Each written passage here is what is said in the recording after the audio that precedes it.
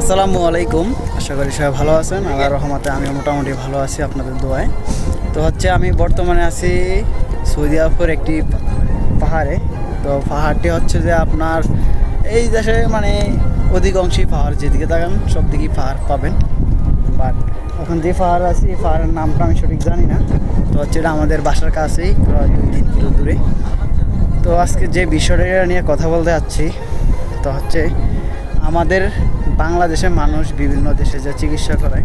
তো কালকে আমি একটা সেলুনে বসেছিলাম, তো এক সৌদি আইসা মানে বাংলাদেশে যাইবে এই জন্য চুল টুল কাটাইছে।